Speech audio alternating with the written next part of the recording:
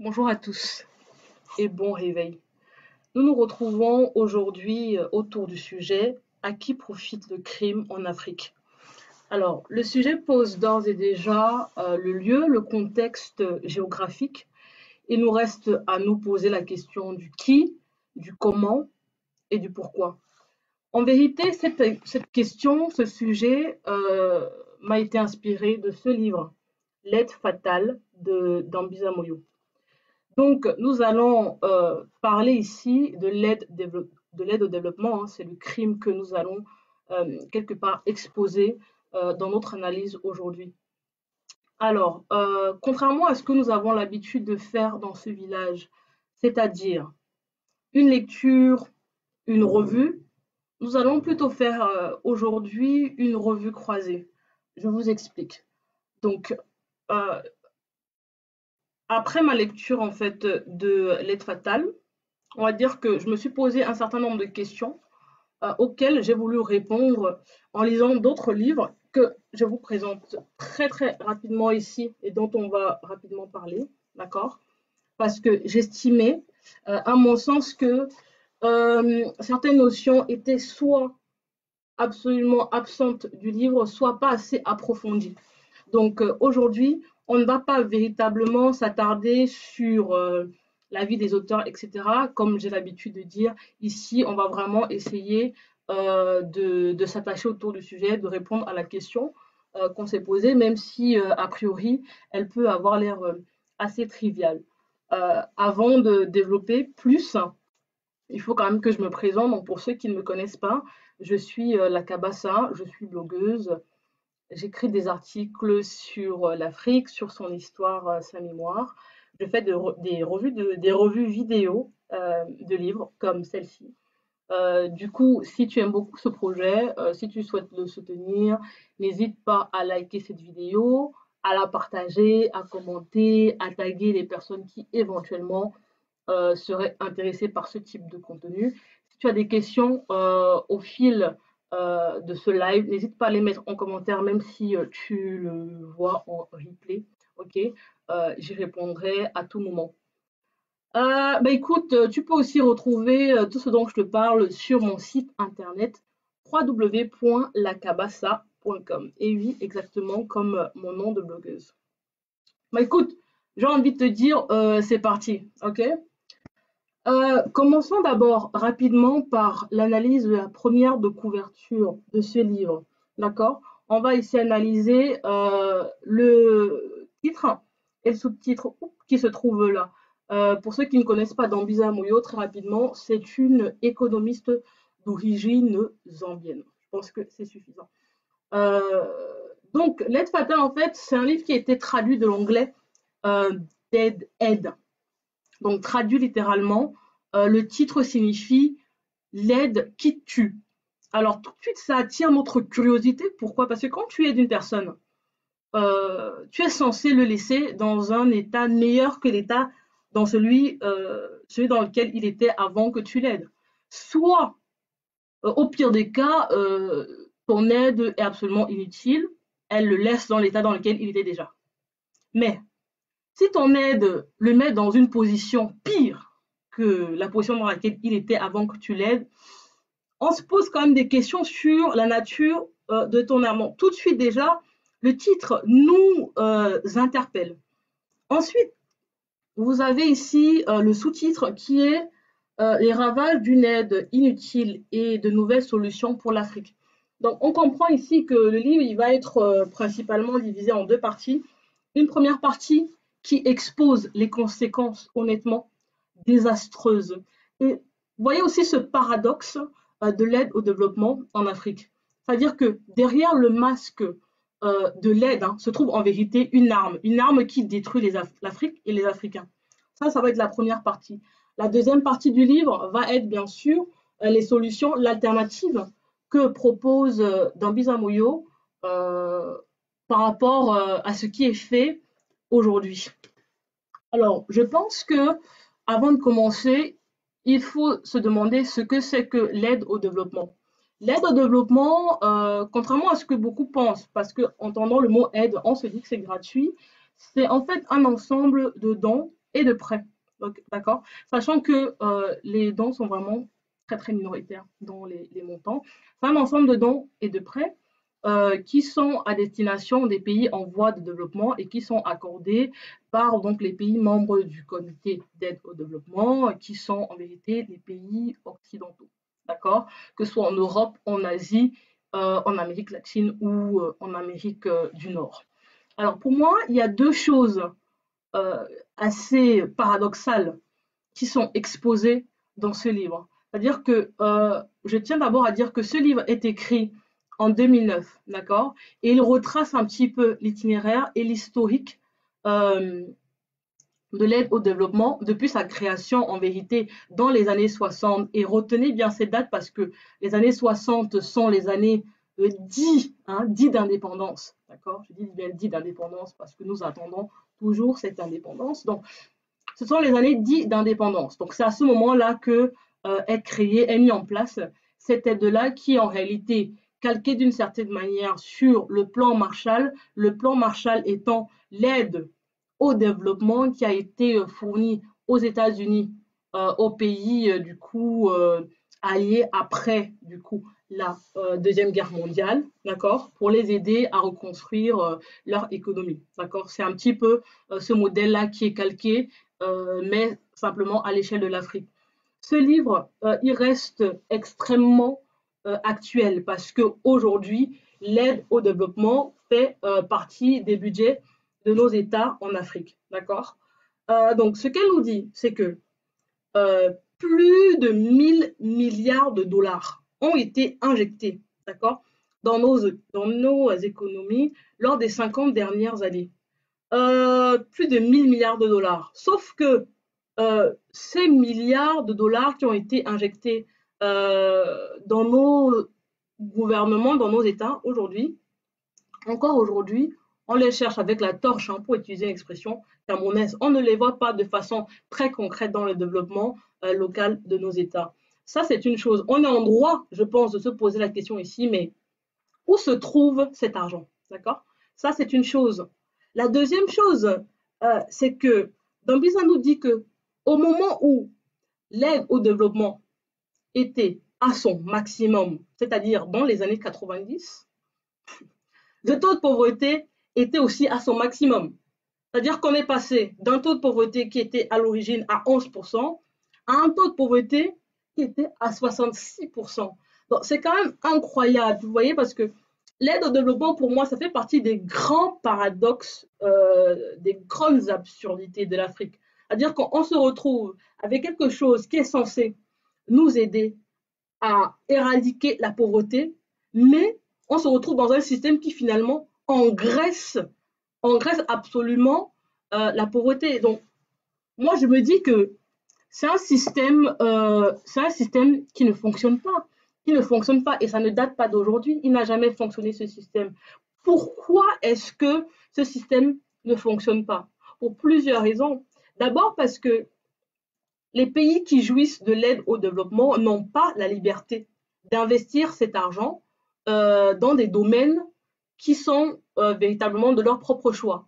C'est-à-dire que celui qui te prête de l'argent te dit, voici là où tu vas investir cet argent. Et je suis désolée, celui qui te prête de l'argent ne sait pas mieux que toi quels sont tes besoins. Tu vois ce que je veux dire? Ça, c'est une chose. En plus de ça, cet argent-là, d'accord, ce fonds-là, lorsqu'il est alloué au gouvernement, ceux-ci doivent aussi utiliser ces fonds pour acheter des produits manufacturés qui viennent des pays qui ont participé à ce prêt. C'est-à-dire, je te prête 1000 euros et je te dis, dans ces 1000 euros-là, tu dois acheter ma marchandise. Il y a quand même quelque chose d'assez impressionnant dans le domaine de l'absurde. En plus de ça, des comités sont mis en place par les pays prêteurs pour, entre guillemets, vérifier, bien que nous, Africains, sans avoir besoin de comités, avons bien vu que rien n'est véritablement fait pour les Africains. Mais bref, donc des comités sont mis en place par les pays donateurs, prêteurs, ce sera plutôt le mot exact, pour vérifier que sont mis en place ce qui avait été dit qui allait être mis en place. D'accord? Et bien sûr, ces personnes-là sont payées, leurs frais, leurs salaires, etc., y compris dans le budget, y compris dans l'aide au développement, en tout cas, le budget alloué à l'État. Donc, ça ne marche pas d'un côté. De l'autre côté, c'est qu'il y a une part opaque qu'on ne peut même pas quantifier, qui part en corruption et en détournement de fonds. Donc finalement, ceux qui jouissent véritablement de cette aide, ce sont les panthères du système, comme on dit chez moi, ce sont les panthères du système qui jouissent de cette aide-là, parce que l'aide finit dans les poches, jamais dans la construction d'infrastructures, jamais dans l'économie nationale. Donc c'est un système qui ne fonctionne pas.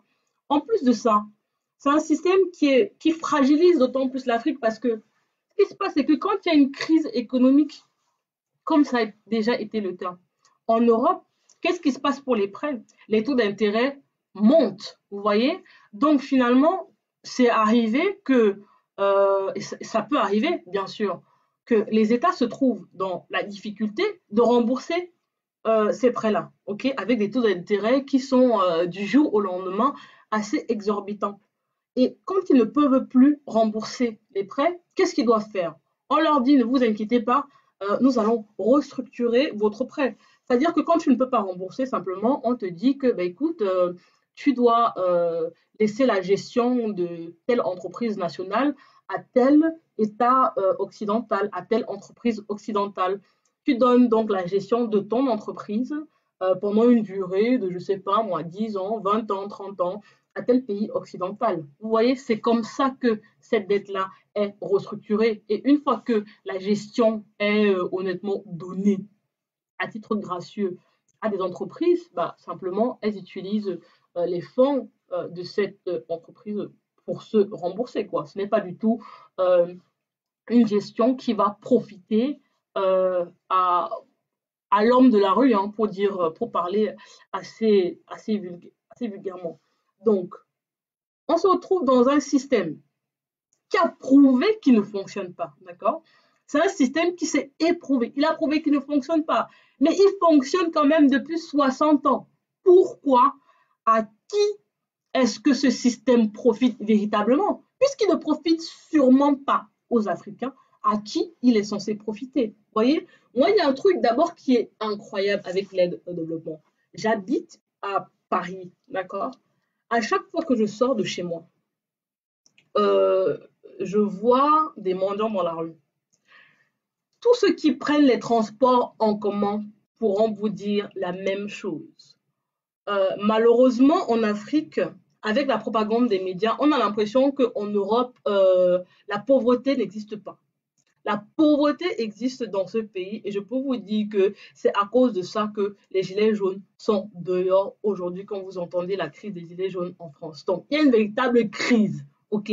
Donc, moi, je me suis toujours demandé, mais comment est-il possible d'abord qu'un pays, hein, qui lui-même doit lutter contre la pauvreté, d'accord, dans son espace, se dise volontaire pour aider un autre pays pauvre? Ça n'a pas de sens. Vous voyez bien que si c'est une aide qui est forcément intéressée puisque, vous le savez déjà, les États n'ont pas d'amis. Alors, à qui profite véritablement cette aide? Bien sûr, elle profite à ceux qui prêtent. Mais oui, elle profite à ceux qui prêtent parce que le système de l'aide au développement, c'est le système de la Banque mondiale, du FMI, etc. C'est un système, quand on observe toutes les ramifications, qui emploient des milliers de personnes en Occident. Ça veut dire que si demain, il n'y a plus d'aide au développement, tous ces gens sont au chômage. C'est clair et net. Donc, c'est un système qui fait travailler les Occidentaux, mais qui ne fait pas travailler les Africains. D'accord? C'est un système, comme je l'ai dit aussi tantôt, qui profite aux panthères, hein, du système. C'est-à-dire que c'est à cette élite africaine qui, au lieu de faire son devoir, qui est celui d'enrichir le peuple, s'enrichit de façon extrêmement individuelle. C'est un système qui enrichit aussi les ONG. Parce qu'il faut savoir que Les ONG sont des entreprises. Ce sont des entreprises, c'est-à-dire qu'elles ont des charges d'entreprise, qu'elles ont des salariés, etc. Et que quand vous donnez vos 1 euro, vos 2 dollars, je ne sais pas où vous êtes, peu importe, vous allez d'abord payer tous ceux qui travaillent dans cette organisation avant que 1 ou 2 centimes qui restent de vos 2 euros aillent peut-être, je dis bien peut-être, effectivement, faire quelque chose sur le territoire. Et le truc, c'est que quand vous vivez en Europe, vous savez, il y a cette véritable propagande des images, ok? Combien d'entre nous sommes toujours harcelés, d'accord, visuellement, par les enfants qui meurent de faim en Afrique? On nous incite à donner tout le temps. Vous ne pouvez pas sortir une semaine, là, vous ne croisez pas des gens qui travaillent dans une ONG, d'accord, et qui vous disent oui, donc nous sommes une association, nous travaillons pour ceci, c'est pour aider les enfants, c'est pour aider tel pays, comme si on vous fait culpabiliser, limite, comme si la pauvreté en Afrique, c'était individuellement votre faute. C'est la faute des États occidentaux, d'accord, et des élites africaines, mais ce n'est pas individuellement à cause des Français ou individuellement à cause des Américains. Je suis désolée, c'est pas à eux de payer pour ça. Non, on vous dit non, mais il faut donner, on vous incite tout le temps à donner, comme si, en fait, c'était ça la solution au problème de l'Afrique. Donc, il y a ça. Il y a aussi, du coup, maintenant, hein, les stars et tout ça, qui découvrent, qui se découvrent, en tout cas souvent, une certaine volonté humanitaire à vouloir résoudre tous les problèmes de l'Afrique et du coup aussi qui vont inciter leurs fans, inciter les États à donner toujours plus de cash, toujours plus de cash. Et tout cela, jamais sans consulter les Africains qui sont quand même les premiers intéressés, jamais sans consulter, cette aide nous vient de l'extérieur, les autres veulent nous dire comment nous devrions vivre, sans même nous consulter. Et dans le livre, Dambisa Moyo prend un exemple qui est très frappant. Donc, on a cette entreprise qui produit des moustiquaires, qui produit 500 moustiquaires à la semaine, qui emploie 10 personnes. De ces 10 personnes dépendent 15 personnes par personne. Donc, finalement, c'est comme si cette entreprise employait 150 personnes parce que c'est une entreprise qui fait vivre 150 personnes. D'accord? De l'autre côté, vous avez un chanteur qui s'est levé un matin et qui pense qu'il va sauver l'Afrique avec son cash. D'accord? Fait pression sur ses fans, fait pression sur l'État, arrive à récolter 1 million de dollars. OK? Ces fonds sont injectés en Afrique. On se met maintenant à distribuer des moustiquaires de façon gratos. OK? On distribue les moustiquaires gratuitement, alors que avant on les achetait, ça faisait vivre une société. Maintenant, on distribue les moustiquaires gratuitement. Que doit faire la société? Elle ferme. Elle ferme. Et du coup, toutes les personnes qui travaillaient dans cette entreprise se retrouvent dans un système d'assistance, c'est-à-dire que du coup, au lieu de travailler, au lieu de produire, de créer de la valeur, elles se retrouvent du coup assistées alors qu'elles avaient quelque chose qui créait à l'intérieur, par l'intérieur du cash. Elles se retrouvent maintenant à dépendre de la bonne volonté de dons qui viennent de l'extérieur. Vous voyez ce que je veux dire? Donc finalement, le système de l'aide au développement, ok, ONG compris, prêt compris, État compris, etc. C'est un système qui comment dire ça, qui éduque en fait au fainéantisme. Vous voyez ce que je veux dire? C'est un système qui fait la propagande de l'assistance. Parce que une fois que, en tant même qu'État ou qu'individu, allons d'abord même à l'échelle de l'individu. Si tous les mois, écoute, moi perso, d'accord, et posez-vous la question, si tous les mois vous recevez un certain montant et que vous n'avez rien de spécial à faire, quel est l'intérêt de travailler pour avoir ce montant-là?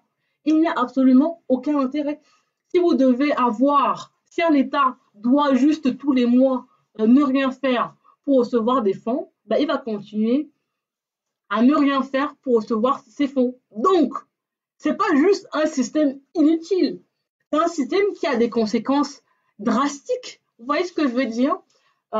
Et quand je parle des ONG, moi honnêtement, j'ai envie de dire aux gens, gardez votre argent. Gardez votre argent parce que ce n'est pas ça qui va aider les Africains à aller mieux. Vous voyez ce que je veux dire?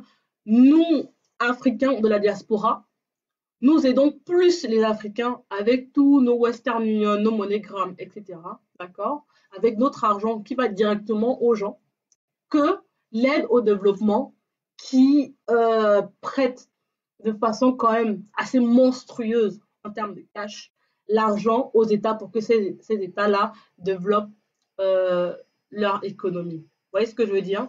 Ça, c'est une chose. Je pense que moi, ce qui a manqué à ce livre, pour moi, c'est une dimension, je dirais, historique et culturelle. C'est-à-dire qu'on est tous d'accord sur le fait de dire que nos États africains ne sont pas souverains. D'accord? Et ce que Dambisa Moyo nous dit, c'est que comme nos États africains ne sont pas souverains, d'accord, l'aide au développement ne peut pas fonctionner. Moi, je ne dis pas ça. Je dis que l'aide au développement est symptomatique du fait que nos États ne sont pas souverains.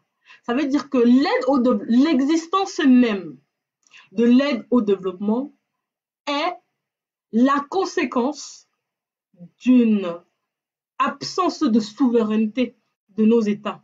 D'accord? Parce que, à mon sens, il aurait été quand même utile.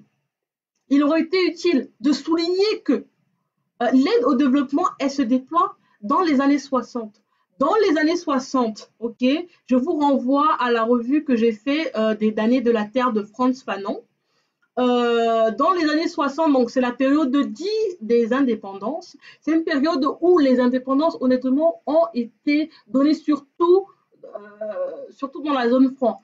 Données au sens, oui, on vous a donné, mais en échange, on a gardé quelque chose. Vous voyez ce que je veux dire? Et c'est pour ça que moi, j'ai directement enchaîné ma lecture par ce livre qui s'appelle Déconstruire les accords de coopération franco-africains, ok, qui a été écrit par Grégoire Biogo, un auteur gabonais, qui rappelle véritablement que ces accords de colonisation ou de coopération, je ne sais même plus, ok, ont été mis en place exactement à la même période, d'accord? Ces accords-là, il y a une partie de ces accords, je pense qu'on peut retrouver, nous dit l'auteur en tout cas, mais la majorité de ce qui a été signé, bien sûr, est secret, est classified, comme disent les Américains, et ne serait du ressort que du chef de l'État.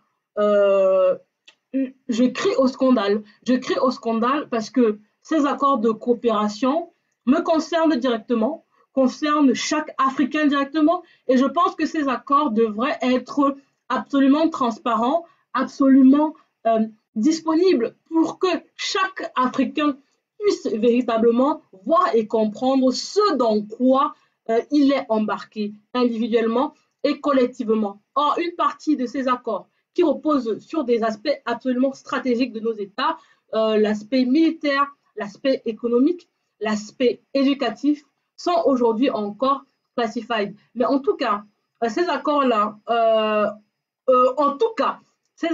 aujourd'hui imposent à certains États l'installation, ont imposé en tout cas l'installation ou l'installation, ils y étaient déjà, on va dire, ils ne sont pas installés après, mais en tout cas, de certaines bases militaires en Afrique qui sont là, on ne sait pas pourquoi, d'accord? Encore dans quelques pays, 5 pays d'Afrique, vous avez des bases militaires françaises. Rappelons aussi que la monnaie de la zone franc est créée et gérée ici, là, à Paris, d'accord? Et du coup, forcément, l'économie de la zone franc, elle est contrôlée de l'extérieur et gérée par les sous-fifres de la France-Afrique, on va dire. Donc, pour moi, il ne faut pas simplement s'arrêter au fait que l'aide au développement ne fonctionne pas parce que nous n'avons pas de souveraineté. nous devons absolument rappeler que nous n'avons pas de souveraineté simplement parce qu'il n'y a jamais eu de décolonisation, parce que la bourgeoisie coloniale a été remplacée par la bourgeoisie locale, qui n'est rien d'autre que le miroir, d'accord, de la bourgeoisie coloniale, tout simplement. Et ce qui est intéressant, à mon sens, ici, je dirais que la moitié du livre est intéressant, le reste me semble un peu désarticulé, d'accord, comme un ensemble de notes qu'on a juste voulu agréger. Mais en tout cas, la première partie est véritablement intéressante parce que elle vous explique un petit peu ce que c'est que ces accords de coopération, ce en quoi elles consistent. Et même si tout n'est pas exposé, parce que comme je vous l'ai dit, il y a une partie qui est classifiée, donc top secret, ok. Elle vous donne quand même à connaître les enjeux de ces accords de coopération-là, d'accord. Donc, ça, c'est une chose. Une chose aussi sur laquelle je pense finalement tous les livres que j'ai lus à la suite de L'aide fatale, c'est que voilà, il y a un manque de souveraineté. La deuxième partie de ce livre nous intéresse encore plus parce que une fois que nous avons mis le doigt sur le crime, d'accord, sur l'aide au développement, son incohérence, son paradoxe, son absurdité et son aspect profondément inhumain et criminel, nous reste à nous interroger sur la suite. D'accord? Quelle alternative à l'aide au développement? Et c'est ce que Dambisa Moyo nous propose. Ce livre est vraiment en deux parties. Elle nous propose une alternative. Mais, curieuse chose, c'est que Dambisa Moyo suggère, recommande très fortement aux États de s'endetter non plus auprès de la Banque mondiale, donc par l'aide au développement, mais de s'endetter directement sur les marchés financiers internationaux. Alors, je ne comprends pas. On nous dit de ne plus emprunter à Paul, mais d'emprunter à Pierre, sachant que Paul et Pierre vivent dans la même maison. C'est quand même curieux toujours d'encourager une économie à se développer, toujours en utilisant des moyens qui sont exogènes, extérieurs, d'accord, à notre environnement. En sachant que sa théorie, c'est que parce que les taux d'intérêt sont plus importants dans les marchés financiers, ok, ça va encourager nos dirigeants à être moins corrompus, d'accord? C'est ça sa théorie. Parce que aussi, les périodes pendant pour lesquelles on peut emprunter n'excèdent pas 20 ans, alors que, bon, l'aide au développement, on peut emprunter sur 50 ans. C'est quand même long, hein. Et puis, elle nous dit que bon, quand on emprunte via les marchés financiers, au lieu de passer par l'aide au développement, il y a des sanctions qui sont, pour le coup, plus sévères, etc., etc. Moi, je suis désolée. Non seulement cette théorie n'est pas démontrée dans ce livre, mais en plus de ça, elle n'est pas démontrable. C'est pas parce que on s'endette à un taux plus important que ça veut dire que non seulement on va pouvoir rembourser sa dette, mais que on va pouvoir bien gérer le montant emprunté d'un point de vue national. Ça n'a absolument pas, il y a vraiment aucun lien.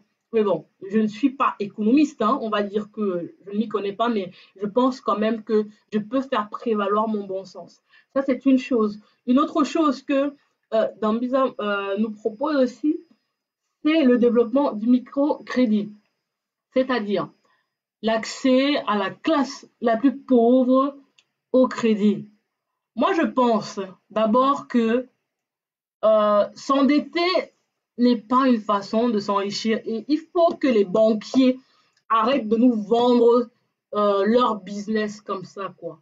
Honnêtement, ce n'est pas parce que quelqu'un qui gagne, je sais pas moi, 30 000 francs CFA le mois va s'endetter que ça va permettre de développer le pays à une échelle plus importante. Ce n'est pas ça qui va financer la construction des routes.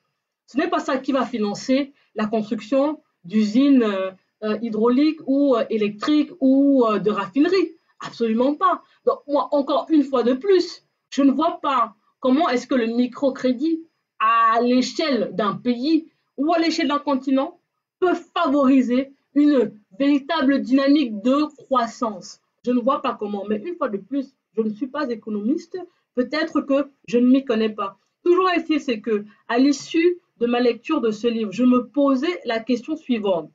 Quel est le modèle endogène que l'Afrique doit suivre euh, pour véritablement se développer? Comment l'Afrique peut-elle se développer par elle-même en utilisant un système économique qui lui soit propre? D'accord?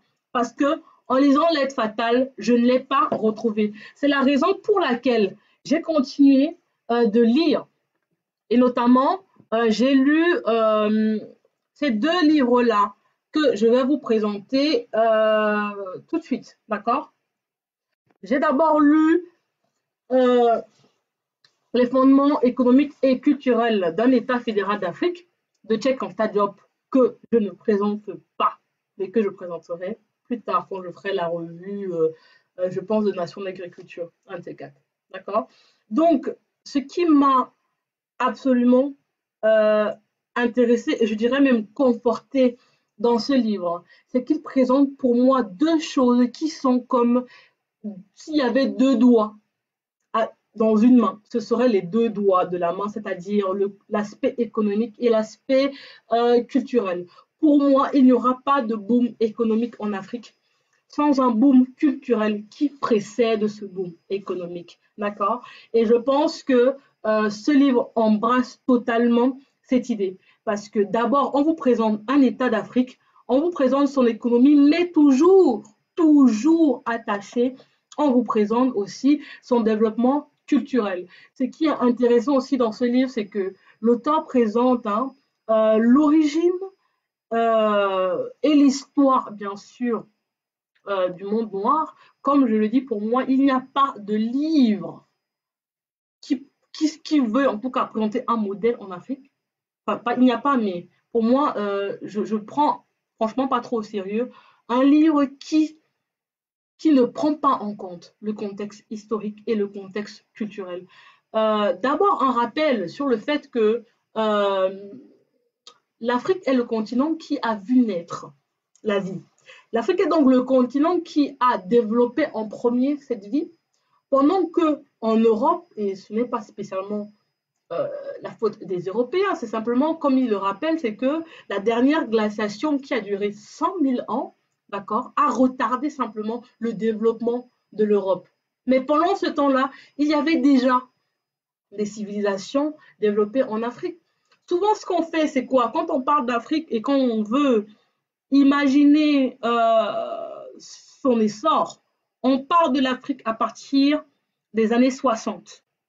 Or, l'Afrique ne commence pas à partir des années 60. D'accord? Ce qu'on fait aussi comme erreur, c'est que on se dit, OK, c'est vrai que l'Afrique ne commence pas à partir des années 60. On part loin, on remonte effectivement jusqu'à l'Égypte. Et c'est bien. Sauf que, du coup, on a l'impression que entre l'Égypte et l'esclavage, il ne s'est rien passé de concret.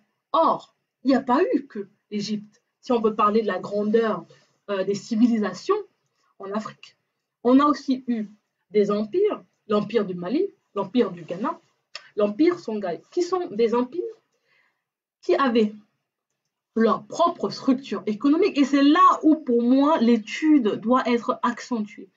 Qui avaient un système économique, un système militaire, un système politique, un système éducatif, un système spirituel qui était véritablement propre à ces espaces-là. Donc pour moi, la question à se poser aujourd'hui, c'est comment faisaient ces organisations-là pour vivre alors qu'il n'y avait pas d'aide au développement, alors qu'il n'y avait pas d'aide extérieure. Vous voyez ce que je veux dire?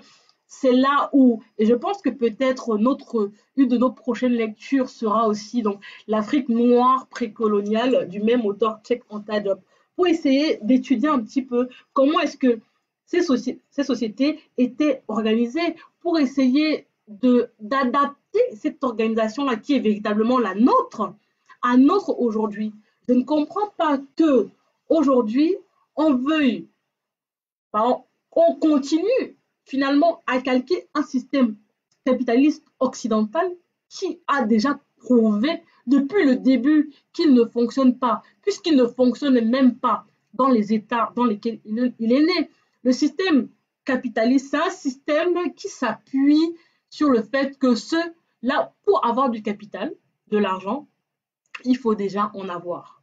C'est ça le truc. C'est-à-dire que, en fait, c'est un système qui repose vraiment sur l'exploitation d'une minorité, euh, l'exploitation d'une majorité par une minorité de personnes. C'est comme ça qu'il fonctionne ce système. Le système capitaliste, ok, on va te dire que oui, en tant qu'individu, tu as la liberté d'être propriétaire, mais c'est vraiment un système qui encourage à fond l'individualisme et qui a besoin de la pauvreté pour exploser. Parce que s'il n'y a pas de pauvreté, il n'y a pas de riches. Malheureusement, c'est ça la conception capitaliste. Alors que même nous, Africains, dans notre façon de vivre, nous ne vivons pas de façon individuelle. Nous vivons toujours dans, je pense, l'idée d'un bien commun. Non. Même dans notre façon de vivre, ce n'est pas un système qui nous correspond. Un truc aussi qui est intéressant dans ce livre, c'est le fait qu'il propose une ébauche, en tout cas, il propose bien sûr un système d'industrialisation, d'accord? Une industrialisation qui est ici absolument développée, ok? Ce livre-là est le père de ce livre-là. Et si vous vous souvenez bien, si vous ne vous souvenez pas, j'ai déjà fait une revue sur ce livre qui s'appelle L'Afrique noire industrielle de Lenda Massamba. D'accord? C'est d'ailleurs c'est ma première revue de livres que j'ai fait en fin d'année dernière, que vous pouvez trouver sur mon blog, sur YouTube, sur Facebook. Il n'y a pas un endroit où je ne l'ai pas mis, en tout cas. Euh, voilà. Mais ce livre dit au commencement était l'énergie et le reste en découle. Donc ici, Anta Diop, il réunit toutes les sources d'énergie possibles et finit par conclure que à partir de ces différentes sources d'énergie, voilà comment on peut alimenter nos industries, voilà comment on devrait organiser nos industries. Bien sûr, c'est une organisation ici fédérale, c'est-à-dire que au lieu de simplement suivre l'organisation qui nous a été imposée au 19e siècle après la conférence de Berlin où on a découpé le continent en petits bouts, petits bouts, petits bouts, avec certains qui ont eu des gros bouts et d'autres qui ont eu des petits bouts. Ici, il propose une organisation plutôt régionale. Et d'ailleurs, j'en parle un petit peu dans la revue que j'ai fait de l'Afrique noire industrielle pour essayer de créer des synergies. C'est-à-dire, au lieu d'avoir chacun de son côté une industrie identique, si moi, par exemple, je produis le coton et que toi aussi tu produis le coton ou que je produis le pétrole, toi aussi tu produis le pétrole, au lieu de chacun produire X barils de pétrole de son côté.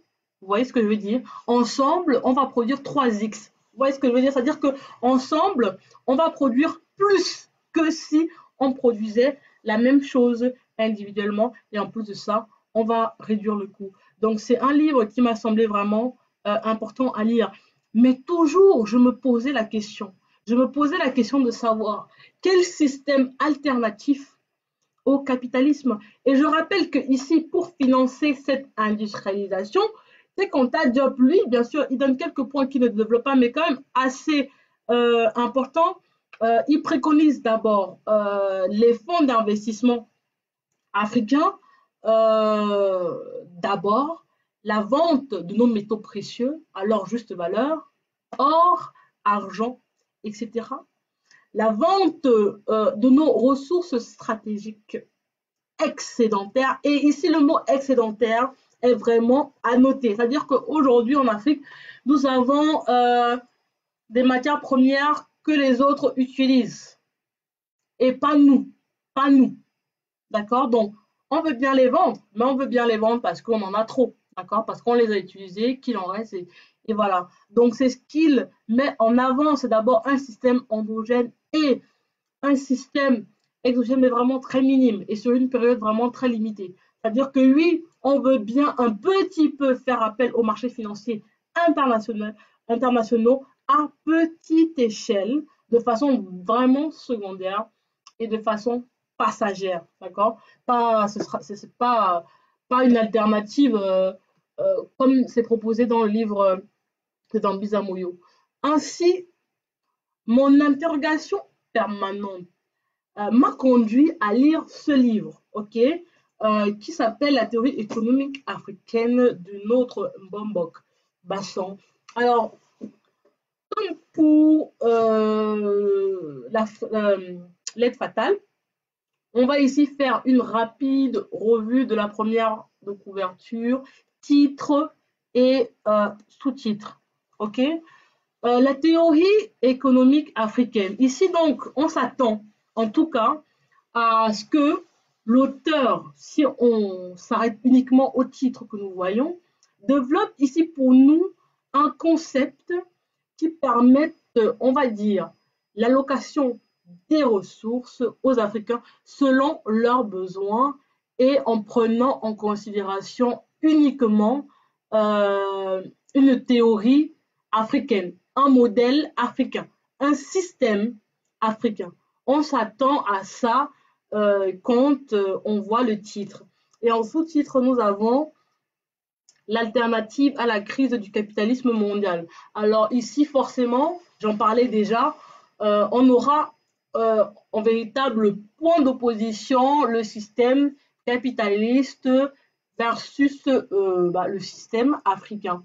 Ce qui est intéressant dans ce livre, c'est le fait que on comprend que pour créer, pour penser en tout cas, pour penser un modèle économique africain, il nous faudra aussi analyser des facteurs extra-économiques.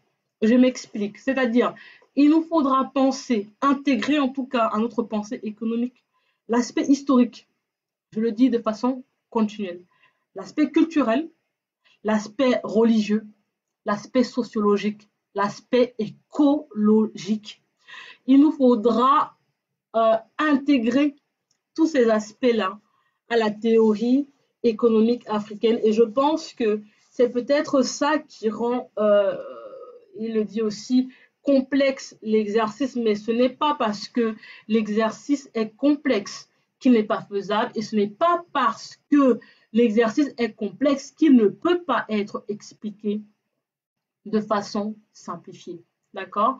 Ça, c'est une chose. Pour moi, l'essentiel de ce livre est plutôt la démonstration que le capitalisme est un système qui ne fonctionne pas, qui ne fonctionne déjà pas dans les systèmes, dans les pays occidentaux, parce que comme je vous l'ai dit tantôt, c'est un système qui a besoin de la pauvreté. Ce n'est pas un système qui vise le bien de tous. D'accord? L'essentiel de ce livre va vraiment être autour de cette idée-là, de dire que bon, le capitalisme ne fonctionne pas. S'il ne fonctionne pas déjà en Europe, pourquoi fonctionnerait-il en Afrique? Puisque de toute façon, on voit aussi qu'en Afrique, il ne fonctionne pas.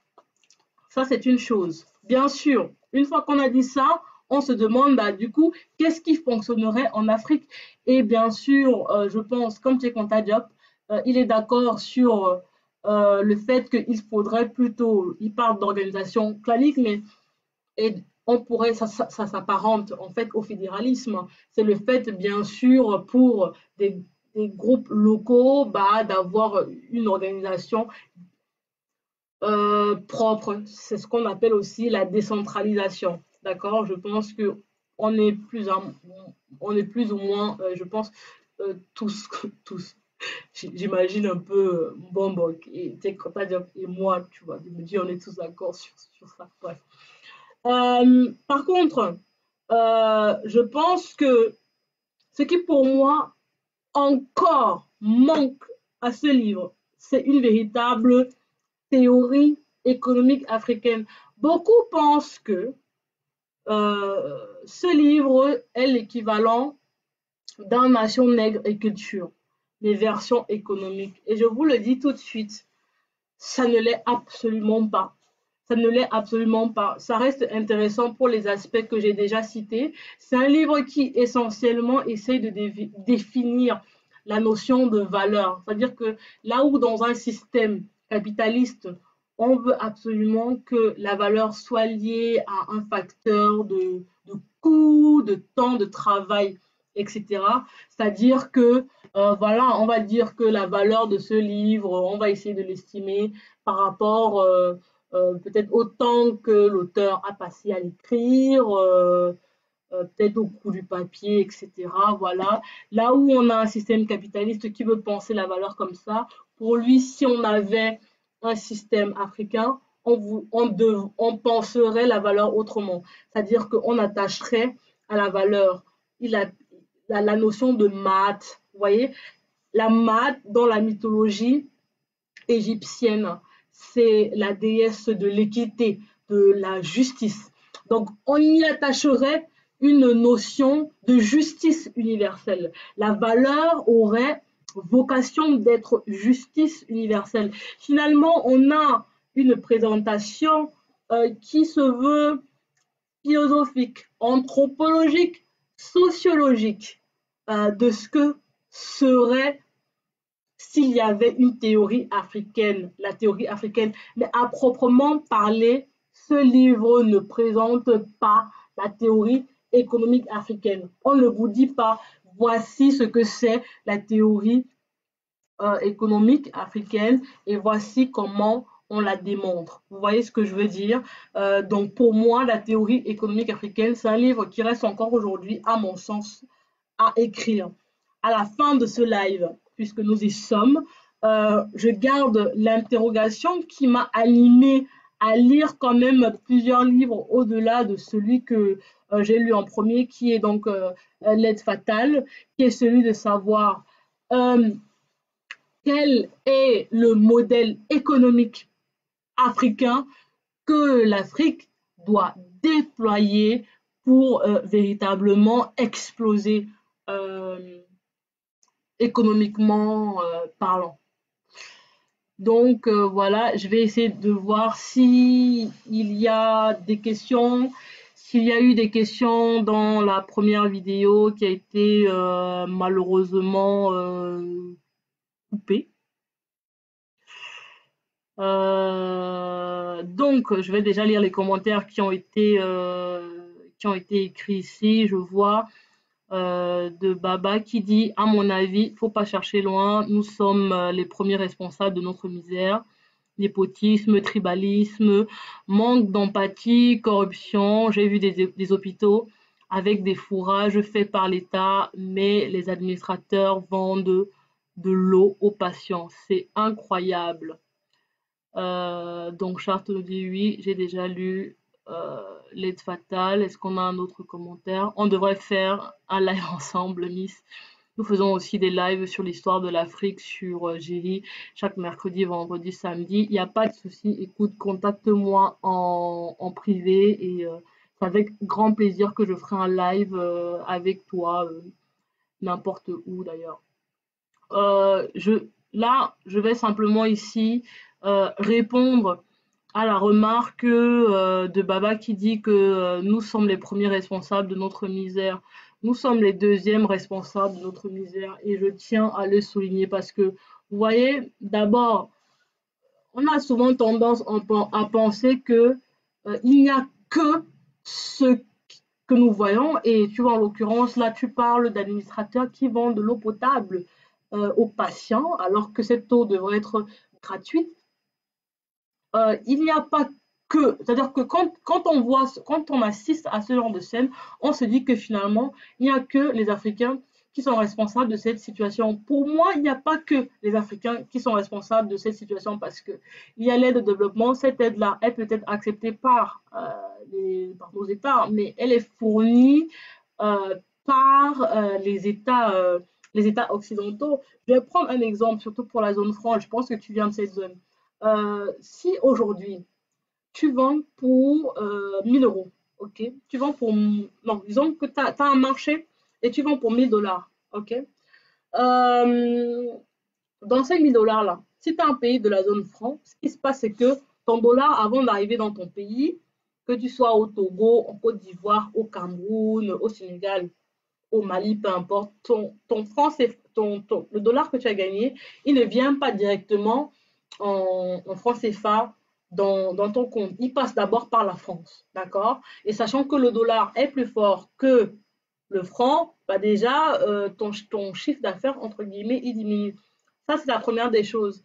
Il faut savoir qu'ensuite de ça, on est quand même censé déposer 50% de nos réserves auprès de la banque qui produit, qui crée notre monnaie, c'est-à-dire la France. Donc, tu as 50% de ce que tu as gagné qui se retrouve bloqué ici, là. Ensuite, il faut savoir que tu dois rémunérer quand même le pays. C'est-à-dire que les 50% là, c'est juste c'est pour garantir. D'accord? C'est une garantie. Et en plus de ça, tu dois payer, bien sûr, l'institution qui fabrique ta monnaie. D'accord? Donc, je ne sais pas à combien exactement, quel est le taux qu'on paye aujourd'hui exactement à la Banque de France pour qu'elle nous donne un petit peu de francs CFA. Mais disons que ce taux, il s'élève à plus de 10%, il s'élève, je ne sais pas moi, à 15%, en admettant même qu'on soit resté à 1000 euros, que tes 1000 dollars soient restés 1000 euros, soit devenu 1000 euros, tu enlèves à peu près 75% de ce que tu gagnes. Ça veut dire que toi, en tant qu'État, il te reste 25% pour vivre. Alors, dans ces 25%-là, effectivement, tu as une part qui va être détournée, bien sûr. C'est un de nos grands fléaux. C'est une certitude. Une partie qui part en détournement de fonds, etc. Mais je suis désolée, les 75 autres pourcents, on en fait quoi? C'est ça, moi je veux qu'on arrête juste de dire que c'est la faute des Africains, quand aujourd'hui, je suis désolée, la plupart des leaders africains qui étaient en place ont été assassinés. Donc on ne peut pas juste dire qu'il y a quelque chose de toxique chez les Africains qui fait que par rapport aux autres couleurs ou aux autres continents, ils sont moins patriotes. Non, c'est-à-dire qu'il y a une véritable volonté exogène que l'Afrique reste à sa tête toujours des personnes qui vont servir les intérêts de l'extérieur. Alors oui, je suis d'accord pour dire que euh, Africains, réveillons-nous et essayons de changer les choses. Mais si nous ne voyons pas qu'il y a une menace qui est aussi extérieure et qu'il y a une véritable volonté et une véritable organisation qui consiste à enliser l'Afrique dans une espèce de dépendance économique, si nous faillissons à voir que cette menace-là est d'abord extérieure, ben nous sommes naïfs, il y a quelque chose que nous n'avons pas compris. Vous voyez ce que je veux dire? Donc, c'est ici que nos chemins se séparent. Je vous remercie tous d'être restés avec moi aussi longtemps. Comme d'habitude, j'ai absolument dépasser mon timing. En tout cas, merci à tous de votre attention. N'hésitez pas à commenter cette vidéo, même après, si vous avez des choses à dire. J'adore échanger. Même si c'était un monologue, je souhaite que ce ne soit pas un monologue, qu'on puisse effectivement, comme là, échanger sur nos divers points de vue. Restez connectés. Moi, je vous dis à tantôt. Bye bye.